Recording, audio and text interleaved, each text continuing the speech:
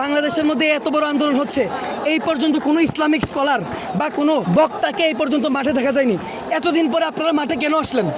এক নাম্বার কথা হচ্ছে, এটা ছাত্রদের কোটা সংস্কারের আন্দোলন, এটা তাদের অধিকারের আন্দোলন।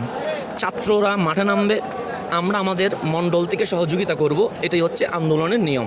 যদি আমরা প্রথমে নেমে যাইতাম, তাহলে আপনারা জানেন আন্তর্জাতিক মিডিয়া আমাদের ছবিগুলো দিয়ে মানুষকে বোঝাইতো মৌলবাদীরা মাঠে নামছে, তাহলে ছাত্রদের অধিকারটা পাইতো না।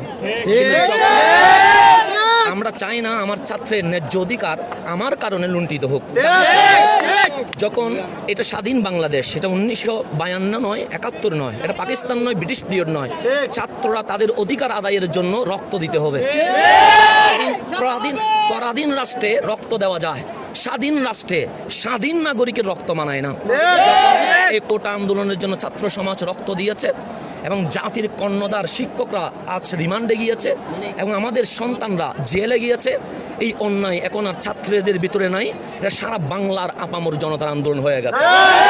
তাই এখন আর আমরা মিম্বরে, মাঠে, ওয়াজে, মাহফিলে বলে সীমাবদ্ধ থাকা, এটা আমি কাপুরুষতার লক্ষণ মনে করি।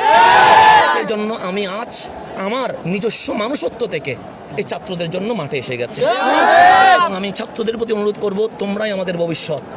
52-এর স্বপ্ন তোমরাই বাস্তবায়ন করেছো, 71-এর স্বপ্ন তোমরাই বাস্তবায়ন করেছো। আমার আরেকটা প্রশ্ন, যে এই পর্যন্ত কোটা আন্দোলন চলেছে, সরকার কোটা আন্দোলনের দাবি মেনে নিয়েছে, এরপরও যে আন্দোলন হচ্ছে, এই বিষয়টা আপনারা আলেম ওলামারা কিভাবে দেখছেন? না, আমরা আলেম ওলামা সবসময় অন্যায়ের বিপক্ষে থাকতে হবে, যেহেতু রসুল পাক সাল্লাল্লাহু আলাইহি ওয়াসাল্লাম জুলুমের বিপক্ষে ছিলেন।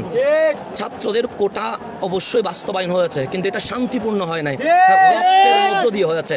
এখন কোটানো যেই রক্তটা বহমান হয়েছে, এটার বিচারের দাবিতে ছাত্ররা মাঠে নেমেছে। এক্ষেত্রে আমরা আলেম ওলামারা ছাত্রদের সাথে ঐক্যবদ্ধ হইয়া প্রত্যেকটা কোণের যথাযথ বিচার করতে হবে।